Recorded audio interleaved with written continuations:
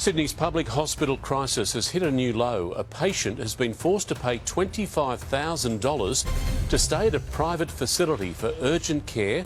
Oh, yep, there you are, our first appointment of the day. You're here nice and early. Yeah, the doctor is about an hour and a half behind at the moment. If you're worried about the cost of going to see the doctor or the dentist, you are not alone. The cost of healthcare in this country through Medicare and the NDIS is deliberately expensive because the government will not give people the care that they need when they need it. Can somebody tell me why it costs so much money to see an Aussie GP now? If the emergency services tell you to go and buy a bottle of Panadol, the Panadol is not free. If you need to have a follow-up at your GP, the GP very likely does not bulk bill and is not free. How did they come to the decision that personal care and medication aren't in the top tier of services that are going to be the most affordable? I just spent $150 for a 30-minute general just GP fucking appointment. A million Australians didn't see a GP in 2023 because of the cost. You're sick, you're scared, you need help. But in Australia today, help costs more than you can afford. This isn't a third world problem. This is happening in one of the richest countries on earth. People are skipping doctor visits, rationing medication, and dying in silence. Not because treatment doesn't exist, but because they can't pay for it. Bulk billing is vanishing. Waiting lists are exploding. And private care, that's a luxury reserved for the few. This is the new reality. If you're poor, you wait. If you're broke, you suffer. If you're uninsured, you gamble with your life. And the government? They call it pressure on the system. But pressure doesn't explain why cancer patients are crowdfunding, why diabetics are skipping insulin, why mental health care is booked out for months, if you can even afford it. This isn't just a healthcare crisis, it's a moral one. A system that was built to protect people is now pricing them out. And the message is clear. In Australia, survival isn't guaranteed. It's rented month to month until your luck or your wallet runs out.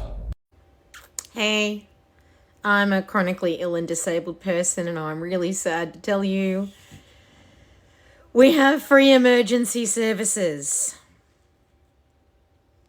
Full stop. That's it. If the emergency services tell you to go and buy a bottle of Panadol, the Panadol is not free. If you need to have a follow-up at your GP, the GP very likely does not bulk bill and is not free. If they do bulk bill, you're going to get 7 minutes to explain your one problem that you are allowed to have. And then you're out the door. Okay, we used to have universal health care. We have not had universal health care for quite some time now. Quite some time. Do not develop a disability or a chronic illness if you want to keep money in your back pocket, because it is extremely expensive. Extremely expensive. Tell me how the fuck it is that they came to the decision under the new Support at Home program for aged care. How did they come to the decision that personal care and medication services aren't in the top tier of services that are going to be the most affordable? You're telling me that having someone help you shower and keep yourself clean and help you take your medications somehow gets left out of that tier and will now be less affordable for people? What the fuck? Can somebody tell me why it costs so much money to see an Aussie GP now? I just spent $150 for a 30-minute general just GP fucking appointment. Why does it cost that much money? And every doctor's office that I've ever been to that's bulk billed, because I always found a bulk billed office that I liked, but now they're going into billing people, so there is nowhere to go anymore that's a bulk billed option to see a doctor. And I feel like it's genuinely concerning, because I'm thankful that I can, it's shit, but I can still afford it. But there's definitely times in my life where I wouldn't have been able to afford it, and I would have just ignored my health issues because of that. Just got my son's medical bill for 4 nights and 5 days at the Royal Children's Hospital. I don't know how we're going to pay this. Mikey? How are you going to pay this, mate? Hey? You're going to have to get a job. Just kidding. It was $30 because we live in a country where healthcare is free. Hey, how you doing? I just have an appointment for Mitch.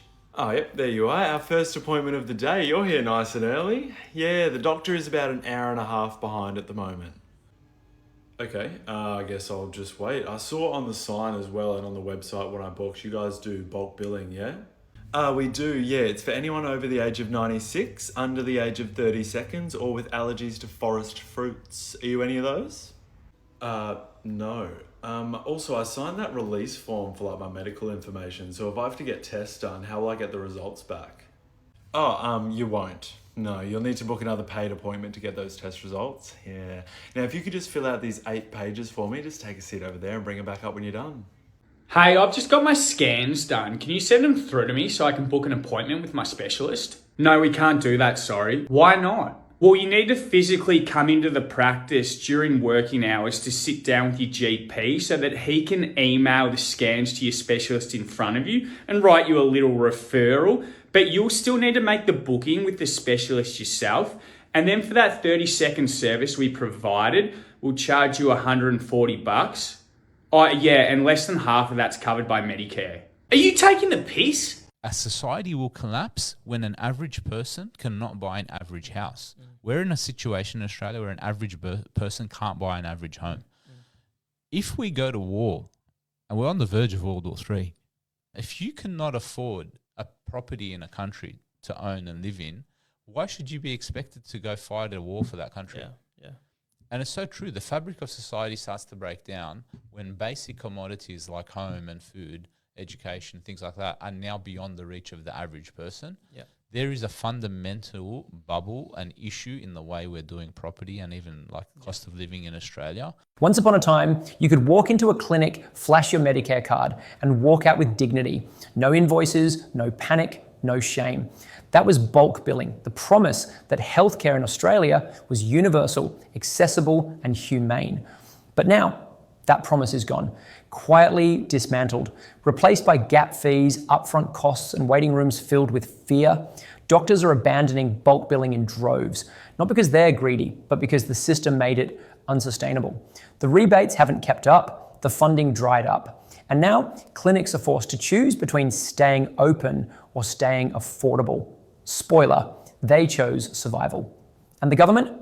They watched it happen. They knew the numbers, they saw the decline. And they did nothing. So now Australians are skipping checkups, delaying diagnoses, living with pain, not because they want to, but because they can't afford not to. The average out-of-pocket cost for a GP visit has doubled in the past decade. And for specialists, you might as well sell a kidney to afford seeing one. That's not healthcare, that's hostage taking. And the worst part, the government still calls it universal, still parades Medicare as a national treasure, still insists the system is working. But ask the single mum who skipped her pap smear. Ask the pensioner who rationed heart medication. Ask the teenager who waited 6 months for a mental health referral. The system isn't working, it's collapsing, and the silence around it is deafening. If you're worried about the cost of going to see the doctor or the dentist, you are not alone. People are struggling in this cost of living crisis. The number of people going to see the doctor is dropping. Meanwhile, the out-of-pocket cost of going is rising. And in a wealthy country like Australia, everyone should be able to get the health care that they need. And that's why the Greens have announced our plan to build free local healthcare centres in every electorate across the country to make sure that everyone can go to see the GP or the dentist or a psychologist or a nurse for free. Out-of-pocket cost to see a GP is setting you back $48.64. Labor has totally refused to invest in the healthcare of our community. Today, the Greens plan will see 6 local healthcare centres built right here in Perth. That will mean you'll be able to go to the GP for free. And we're going to tax the big corporations to pay for it because 1 in 3 big corporations pays no tax at all. That is absolutely wrong. If we make the big corporations pay their fair share, we can have what we need to give everyone a good life. If you want to be able to see the GP or the dentist for free, vote for it. Authorised by Jay McCall, Australian Greens, Canberra. The cost of healthcare in this country through Medicare and the NDIS is deliberately expensive because the government will not give people the care that they need when they need it. They keep putting all of these barriers in place, and that costs money. So, like when you crack a tooth, many people are just forced to wait until the pain becomes unbearable, and instead of going and having that fixed at a dentist for a couple of $100s through Medicare, they end up in emergency departments, which cost taxpayers thousands of dollars. And it's the same with mental health. When people need mental health supports, they have to go to a GP, they have to get a mental health care plan, they have to get a referral and find a psychologist, then sit on a wait list, and people just give up. So they end up in crisis, which means they end up in hospitals, or even worse, sometimes in police custody. That costs taxpayers far more than just funding the sessions through a psychologist directly through Medicare. Barriers like mental health care plans don't save money, they just delay help until it becomes an emergency. If we funded dental care and mental health through Medicare, people would stay well, they'd be able to keep working, and they rely less on crisis supports. It's not just the right thing to do, it's an economically smart thing to do. But the problem isn't the cost of funding Medicare and the NDIS. It's the profit health insurers make from people suffering. I want to know how many people are struggling with the cost of living in terms of their medication and their healthcare.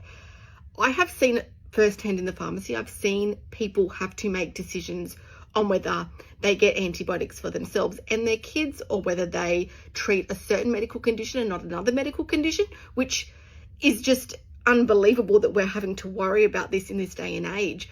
But I kind of wanted to hear if it's more widespread than this. Are there other communities, are there other people that are struggling with this? Like, can you please tell me? Because we need to do something about this. This is not right. We are in this wonderful, wealthy country, and we can't afford to get people the healthcare that they need. Like, that's not right. That's not on. We need to do something about this. So if you're struggling, or you've had to make decisions to not purchase medication, or to not be able to look after your health, and even a doctor's appointment, like, what is that like? Are people struggling to even go? Do you avoid going to the doctor now? Like, I want to hear from people. Like, tell me, what is your experience? What's happening? We need to take this further. And if I can get enough people telling me stories and coming to me and commenting publicly, we can try and take this further. We can try and get some action on this, and we can try and make medications more affordable for people. We can try and hopefully push the governments to do something about this, because it's not on. And I feel like I'm not doing my duty of care as a pharmacist and ensuring, the community's health is being looked after if people can't even afford their medication. So it's just a no-brainer for me. We need to take this further. So please comment me your stories, DM me, like, tell me as much as you can and whatever you can to help me support this, and we'll see if we can take this further and get some real action. Sydney's public hospital crisis has hit a new low. A patient has been forced to pay $25,000 to stay at a private facility for urgent care after being told there were no beds at Liverpool. She'd already waited 27 hours in emergency. Forced to buy a hospital bed. This is the face of someone that has had to deal with anxiety and depression during the public system. It has absolutely wrecked me and put me back so far. Her health problems acute. She needs care urgently. After waiting at Liverpool Hospital for 27 hours, she was told there'd be no beds for another 2 days at least. I've never been this low. I feel so lonely. Her family now paying for a room at a private facility. It was our last straw. It was our last thing we could do. No health insurance, they've been hit with a $25,000 bill for 3 weeks. From the health minister. Bed block is a challenge in our system. Are we at a point where very unwell people have to pay for the hospital bed that they need? No, I don't think it is. I mean, I'd want to know exactly when she needed that bed. Hospital beds clogged with hundreds of people waiting for federal government support, but it's cold comfort here. Who's going to pay that $25K bill? It doesn't seem like anything's being done to clear up this bed block. Well, I want the Prime Minister and the Federal Health Minister to give us a better deal. You're sick, You need help, but your GP charges $90 up front. The clinic down the road stopped bulk billing last year. The specialist has a 3-month wait list. So where do you go? The emergency room. Not because it's urgent, but because it's the only place left. Australia's ERS are overflowing, not with trauma cases, but with people who couldn't afford basic care, people with infections, chronic pain, untreated conditions, people who should have been seen weeks ago but couldn't pay the gap. So they wait in fluorescent lit hallways, on plastic chairs, for hours, sometimes days. And the staff, they're drowning, burned out, underpaid, forced to triage a crisis that was never theirs to solve. This isn't just inefficient, it's dangerous. ERS were built for emergencies, not routine care, but when the front door of the healthcare system is locked, people break in through the back. And the government? They call it pressure on the system. But pressure doesn't explain why nurses are quitting, why patients are dying in waiting rooms, why hospitals are turning away people who aren't urgent enough. This is what happens when healthcare becomes a luxury, when basic treatment is priced out, when Medicare is hollowed out, when the government treats survival like a budget line, and the people paying the price, they're not just poor, they're working class, middle class, elderly, young, sick, vulnerable, human. And they're being told quietly, cruelly, if you can't afford to be healthy, maybe you don't deserve to be.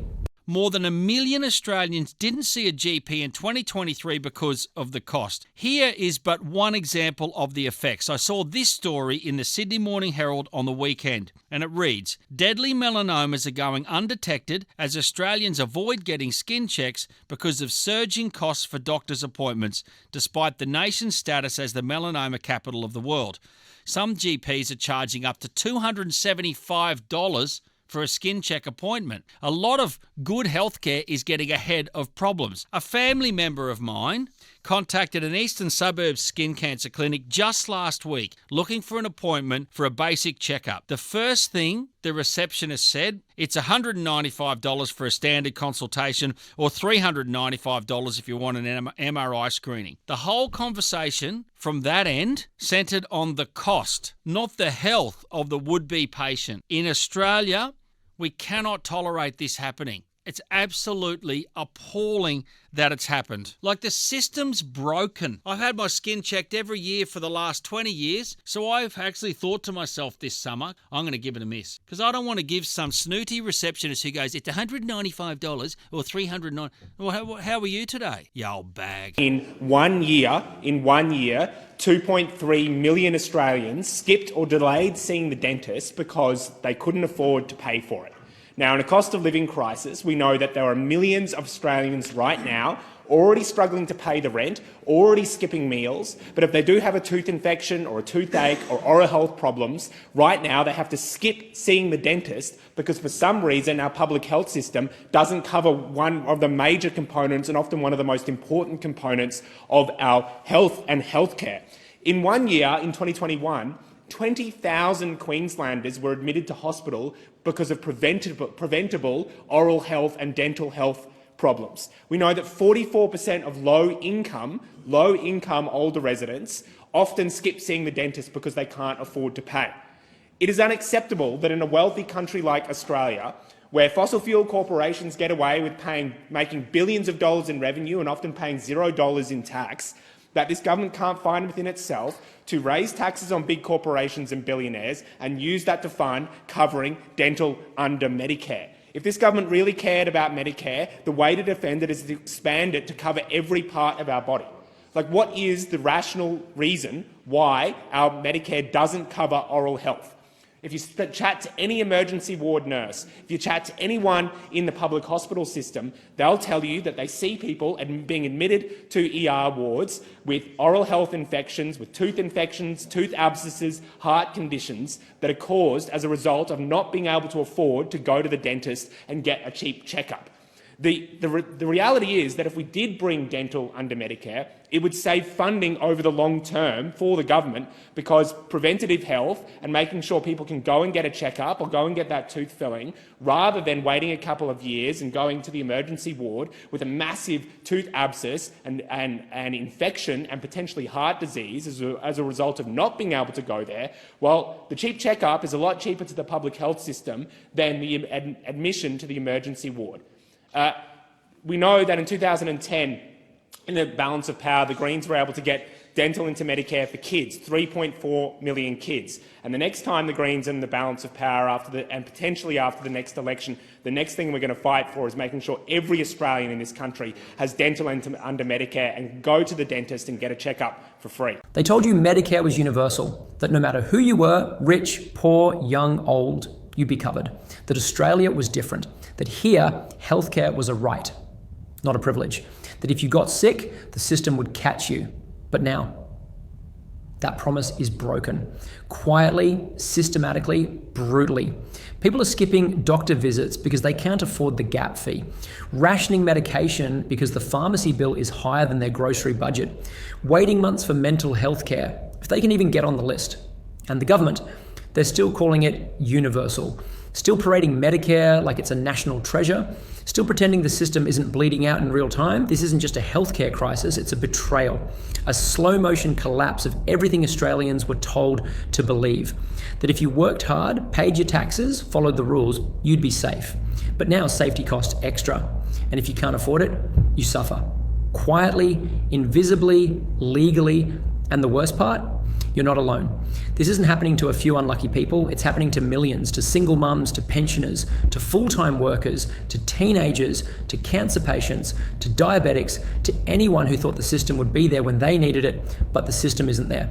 It's outsourced, overbooked, underfunded, and increasingly unaffordable. Bulk billing is vanishing.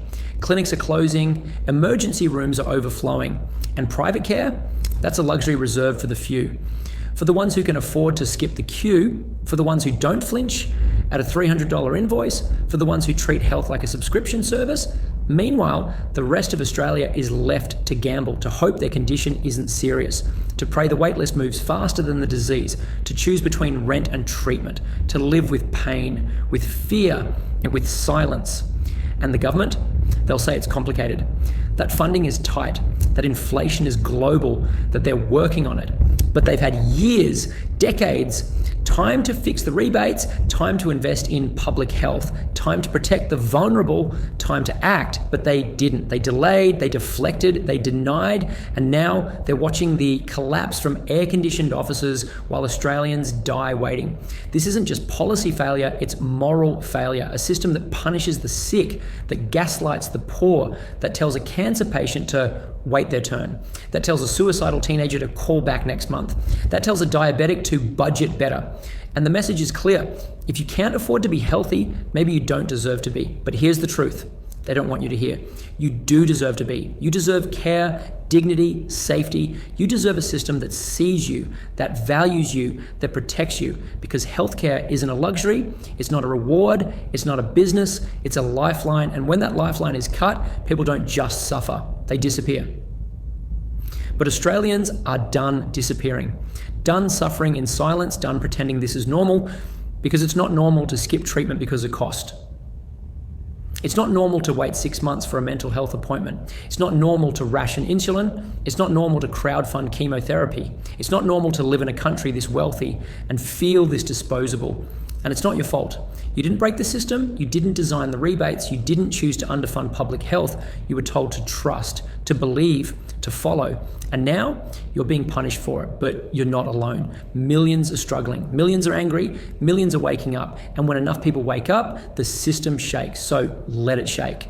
Let the outrage rise. Let the truth spread. Let the silence break. Because this isn't just about healthcare. It's about humanity, about who gets to live with dignity and who gets pushed aside, about who gets protected and who gets punished, about who gets heard and who gets ignored. And the message is clear. If you're sick in Australia, you better be rich or lucky or both. But that message, it's being challenged loudly, relentlessly by people who refuse to be silent, by voices that refuse to be erased, by communities that refuse to collapse. Because Australians aren't just surviving, they're resisting, they're demanding better, they're refusing to accept a future built on fear. And that's where hope lives. Not in policy papers, not in press conferences, but in people, in solidarity, in truth. So if you're struggling, know this: it's not your fault. You're not weak. You're not alone. You're living in a system that was never built to protect you, but you're still here, still fighting, still refusing to disappear. And that's power. Use it.